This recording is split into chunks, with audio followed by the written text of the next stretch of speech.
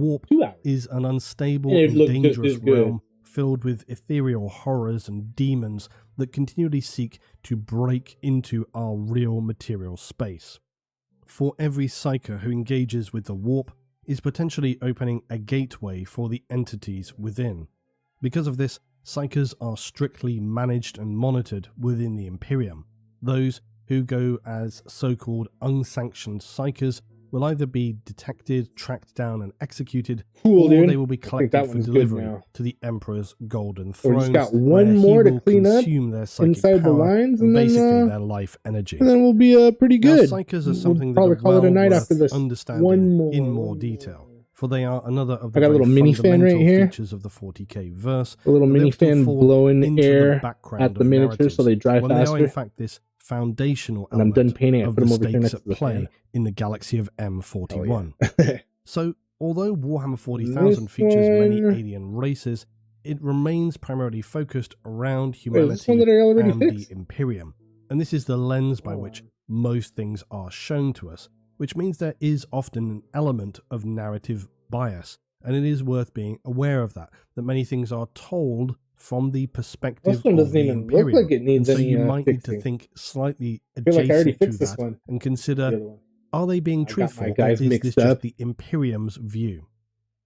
In This is the one that terms I just of put the down. It's Imperium still wet. I can itself, see the one of the shininess most of the fundamental paint. concepts That's to not it. understand That one looks is good. that That human looks good. civilization now sits in the vast Inspect this shadow one of a more technological zenith time. that is so Check far the beyond its hooks. current capabilities, sure there I'm is not little, if over any, the- hope they will ever be able to return to this. Humanity, as it was during its earliest good. technological expansion, many thousands of years before the Maybe- Emperor looks would good. emerge, had begun to tentatively reach out into the galaxy now I see a from little Earth and found dot new colonies of, in space. Over millennia, it was able to continually grow Purple stronger on and his arm stronger that I gotta cover until up. human Little dot of civilization it. had achieved an unimaginable level of technology and culture. This especially was known as humanity's your batch golden painting. age. Yeah, dude. In the age of the Imperium, this is now referred to as the Dark Definitely. Age Yeah, I don't of want to run technology. out and then And it is referenced as then such mess it up for because later. that Or same for the next Zenith technology was for the next so one, or the same world-ending one. in its capabilities that when a devastating galactic I civil war really was knew the sparked, hobby as it is well, believed by so some of artificial my human advice may not constructs be the known as best. Men Don't of even Iron, trip, bro. that the Everything level you've of been telling me technology sounds combined with multiple sound events to me. after So saw human you know, civilization two crushed people into are making near sense total of what you're collapse. saying. You're good. Humanity was left And you and I are broken, making sense of what you're fragmented, saying, so and you're hanging on good. by a thread.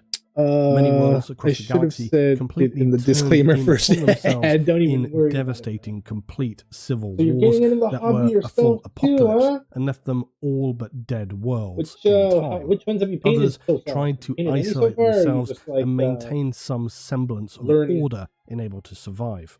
Seems The to me many like you've worlds already of humanity painted at quite this a time few with had the knowledge you've varying been dropping over success here. in their survival. Earth, or Terra, descended into total anarchy and became a world of feudal barbarism and bizarre techno-barbarians, where the zenith level of technology meshed into the apocalyptic collapse that had begun. In the aftermath of the devastation, the upshot of these events were the rise upon Mars of a cult of tech worshippers known as the Mechanicum, the cult of the machine. These would might become actually in be time done. the Mechanicus. They are the technology experts of the Imperium. Now, it was because of this period, the Dark Age of Technology, that cemented humanity's great fear of AI. little Obviously, tip. we would call it artificial intelligence. In 40k, they call it abominable intelligence. And this is why in the Imperium, all AI is strictly outlawed. This is why you will often see them using humans in place of artificial constructs. They use these cybernetically adapted servitors and servo skulls, for example, and that contributes to the bleak horror aesthetic of the Imperium and 40k, but it also has a solid grounding in the lore as to why that is necessary. Now, I will repeat myself a little here from earlier, but out of this period of total civilization collapse emerged the figure who was initially nameless. He was just another warlord upon Terra, but soon he became known as a terrifying and unstoppable force, with an army that none could stand against. These were the first terrifying iteration of the Space Marines, the Thunder Warriors. Now, this period became known as the Unification War of Terra. the early beginnings of what would become the Imperium. And this I effort think was we're led done, by you that anonymous guys. figure soon to be known by all as the Emperor of Man. Yeah, no, it looks good. At Harbor Freight, Oh, yeah. we rigorously test and Got all the refine our software tools. came out Look of, no further than right? Harbor Freight. You know what also though that I noticed like the first day that I painted? Faction. As the energy transition drives renewed interest So what faction in are you clean leaning nuclear towards energy, after this, investing or in is it too uranium and its soon? miners may be I'm an into investment Space Wolves, opportunity, and with just Sprott to Uranium set the Miners record ETF, straight, you are I'm not a NM. furry. And Sprott Junior Uranium Miners ETF, Yeah, you furries are RNG. wild. It's easy to turn this I'm in-demand I'm not critical too mineral sure like into a what the powerful whole part of thing your is with portfolio. furries. Learn more at Sprott I know what they are, I know what they and do, invest and today. just I don't know. That's a little too much for me. But hey, power Prop to you if 33 you're is going to just be one inside that sentence. The state may suit not for limit so the right of long, any city doing or what you county to do and maintain not What dying happened of to a the Thunder Warriors, you might heat ask? stroke. Move along, citizen. Let's see, Best I stick to your can work. show you my first Asking army far just too for many a bit questions here, of but I do inspiration. cover I'm this in my way endless down. series of videos. I just like the Viking aesthetic and lore. Nice, dude. That's awesome. When I saw some videos on the Space Wolves, starships and I thought they were way dope, and that was something that I thought I would like to one day eventually here. What I do like though for sure are those new army of I wish there was like Space Marines, dudes in the faction, but the chick faction that plays pipe organ, like Christian music from orbit, and their faith is strong enough to like stop the Tyranids from showing up into space or something. Oh no, demons. The only issue was demons. You The ones had that to are comply, can stop. or you would be Their faith is strong enough to stop the demons from showing the up. Crusade was ultimately an Can I unmitigated post links? Yeah, sure, go for it, dude. Or at least it was until the Adepta Sororitas. Yeah, those ones.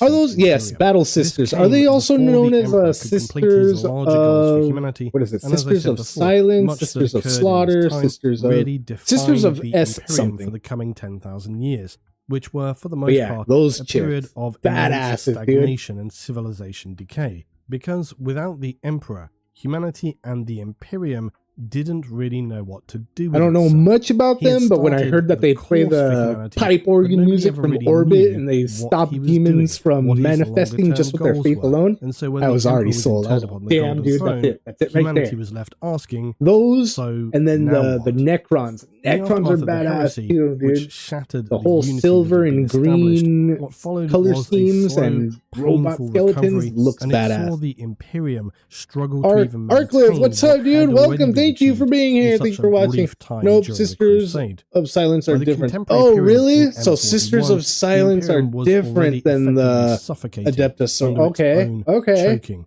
bureaucracy. So the Sisters of Silence, However, they don't do the music from orbit. Then still both then yeah, if they don't do the music from orbit, that's definitely the not Imperium them. that I has was begun thinking. But yeah, making the Adeptus smallest steps toward Sororitas. advancement, but it still They're the exists ones that do as the this music from bizarre orbit. That's juxtaposition crazy of to me. ancient tech Could you that is imagine, dude? beyond the comprehension of You imagine millions, tech hearing priests, shit from traders, orbit? and citizens, an all-powerful yet also precarious civilization, and one which, across thousands of years of conflict with alien Sisters of races, Silence who are more often than are not with the excessively hostile, Adeptus Custodes. they have become highly xenophobic. Okay. The Imperium and all humanity views I gotta get other with the- alien races as the definitions needing to a little be bit better. exterminated. So in Custodes. the 'Cause I know contemporary Custodes time are cool, of M41, the days but of is it secular just one rationalism Custodes, as or there's espoused by the Emperor Custodes in every completely faction? gone. The Sisters galaxy-spanning of Battle empire of is the humanity ones with is the now pipe a bleak organ tank. totalitarian state Pipe organ that worships tank. the Emperor of Man with furious zealotry. The Imperium exerts extreme Link's getting and blocked. total What? control over its territory, systems, How do planets, and I? citizens. Let's see. This includes many aspects of their lives, including economy, public, private, and social life, education, whatever YouTube, qualifies right? as Yeah, we're on science, and in their total YouTube. indoctrination Custodes to is its a whole ideology faction. and religion. Any who Oh, are Custodes not is a whole seen to be faction? a follower Okay. of the teachings and the Oh, wait, laws of the Imperium and this the Emperor are was playing pipe an organ. extremely I can't dangerous post. game.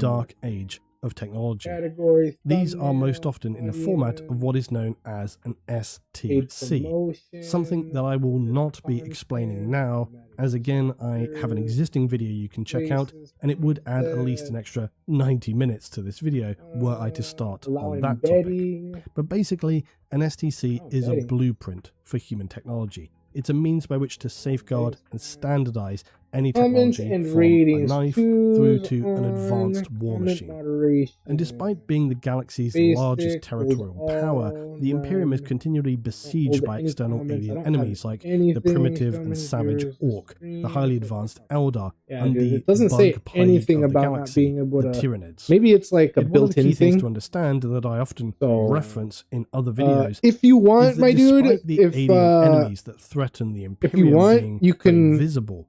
They are in fact not send me an invite on Discord. I don't really use Discord, so but I mean, if you tell me you're going to send me something on Discord, I'll check it for sure. No one. Humanity is the same as yeah, it ever was. Same name on Discord, my streaming buddy. Power so if you want to threaten to destabilize worlds, send anything on there. I mean, I think I have to accept a friend request from you first before you can send me anything. Contribute to the never-ending threats that can bring. But I'm not too sure.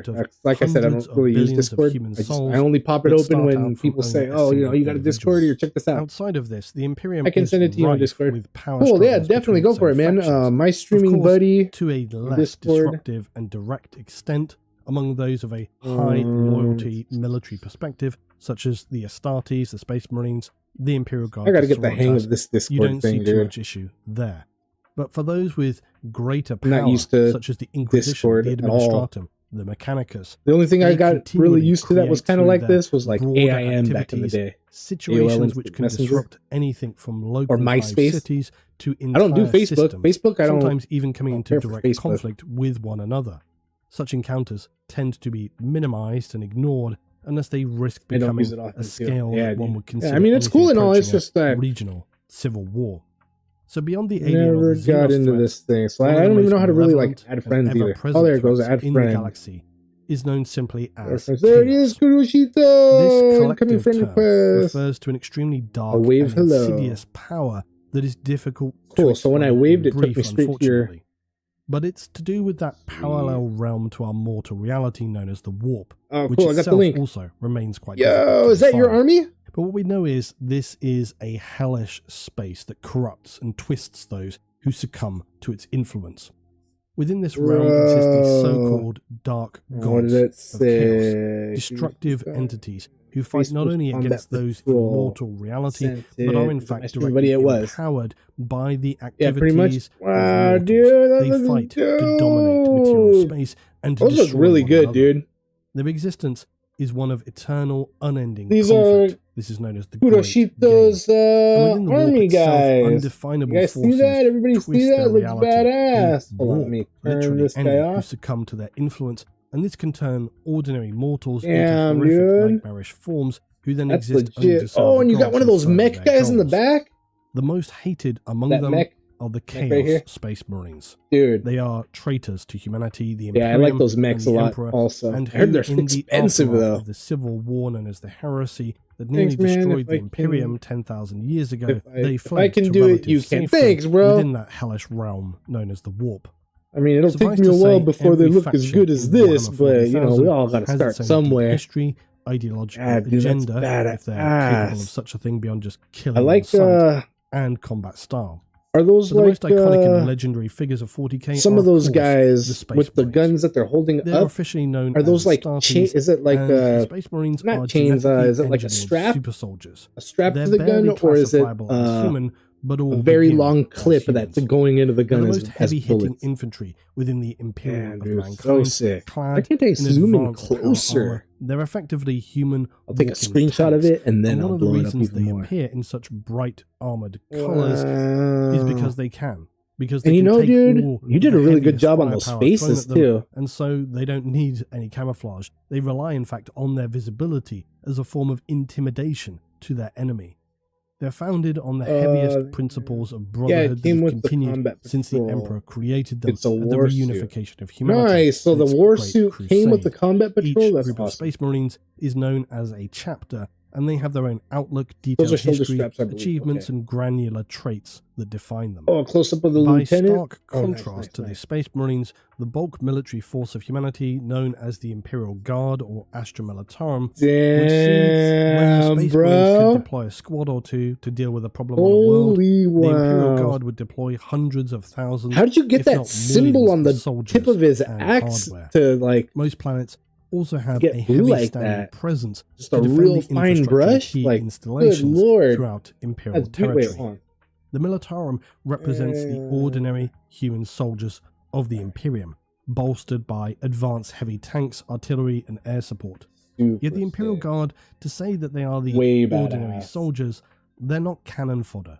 They're often jokingly suggested to be. They are, in fact, some of the most highly trained humans, second only to the Astartes. Their discipline is second to none, and they are sent into hellish war zones yeah, that pretty few much could the even tiniest begin brush to I imagine can get. exist. Yeah, dude, that's Many planets throughout wild the galaxy small. have delivered such exceptional It looks contributions really to the good, Imperial dude. Guard And the that their highlights, entire the world's gold single highlights, purpose so is to sick. found new Or regiments not and deliver highlights? them to wherever they are The gold required. Worlds reflection such as off the Kadashan, axe. Mordian, Krieg, Vostroya, Talon, Valhalla, Damn, and of dude. course the tragedy that's of way Cadia. sick. Another So cool, very dude. notable force Way of the dope. Imperium Way badass. are Good job, the dude. Sororitas, the Sisters of Battle. Nice, They right? emerged much I later just searched than the YouTube for Space Marines techniques on from how a to do period of specific time known effects as the and Age try to of recreate it. Apostasy. Yeah, dude. This is in I've been seeing a lot of cool M36. little tips The and current tricks on period is YouTube. I just M41, so 5,000 we're just years not there previous to the yet. contemporary Almost, time. almost. Now, this was a very fractious time for the Imperium, Ah, and dude, the it looks Sisters of really Battle emerged in its wake as a new and permanent force for the The Imperium. head too, or at dude. least The for head of the guy. Ecclesiarchy, which is the religious body in the Imperium. The origin of the Sororitas is a little deep Really in good. 40k lore for beginners, Damn but essentially as the Emperor awesome. was viewed as a divine figure, Thanks, a man. state religion emerged. I appreciate it. So, We're after doing it. thousands of years, this So thing yeah, these are led to looking a good. struggle We're gonna let and them eventually dry. a reformation of Thursday we'll be imperial back with religion. more. The religious body, as I'll, I said, of the Imperium, known as the Ecclesiarchy, I'll do was the purple thereafter coat forbidden to on these raise guys men at arms. Thursday. Hence, the Sororitas are all female. I didn't expect Plus, they're the only turn military faction who upgrade answer as well primarily to the first. religious But once authority you start of the Imperium, the facing Ecclesiarchy. So this and also makes them all, terrifyingly you will zealous definitely individuals, see the and they fruits of tend to your solve their labor. problems with But once you chainswords start and flame. facing and I remember all, quite you'll recently definitely see one the of the fruits of Dawn your of labor. Fire Okay, books yeah. where I'm the down. sisters Yeah, no, are interrogating an ordinary yeah, human who it's- they've discovered is mine, potentially to me, had some corruption by chaos. look better and than what somebody I sees thought what's they going would on come behind the out door, also. and the sisters are like, "Don't worry about what's happening in there, There and just ain't, close they the ain't door." no We'll dig deeper into some of the Xenos enemies of they humanity ain't later in this no video, but professional as to the work, depth but of the lore it and came setting out that is looking Warhammer 40,000, fairly it has decent. grown far beyond the It also helps tabletop because it's so game. small It and it's like, encompasses oh, I a don't wide see that range mess of up at media, all. including You know? novels, comics, and video games, each exploring the complex lore That's the in spirit. greater Yeah, detail and we're providing doing it. deeper Here we are. insight into the various All factions. right, you and guys, I'm gonna characters. kill But now, the let's talk about the current whatever we were state watching of over here. play in the contemporary Imperium. and put some music back on.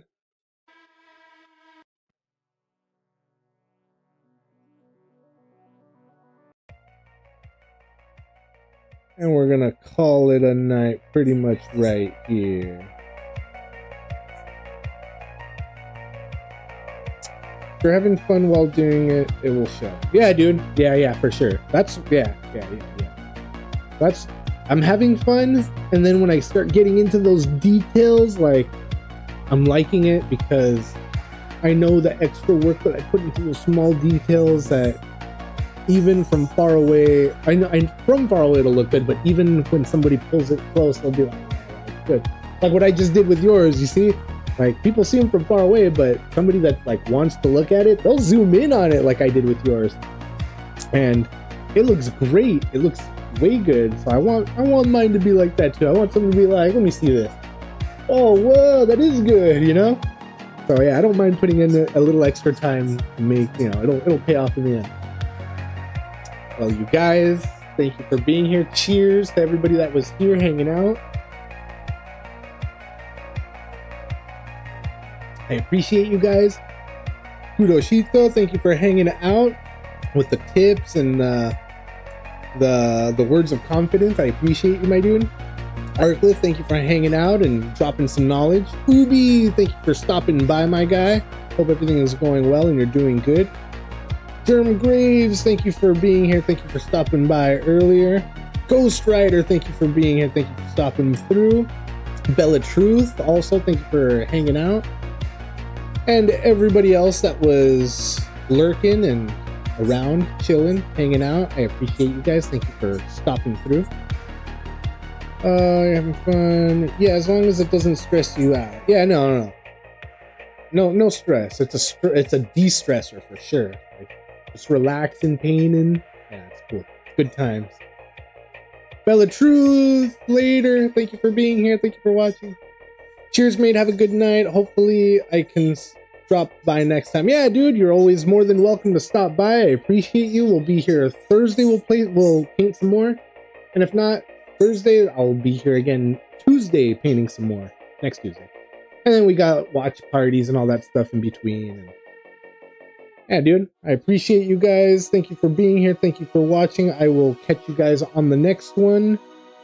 And yeah, good stuff. Be cool.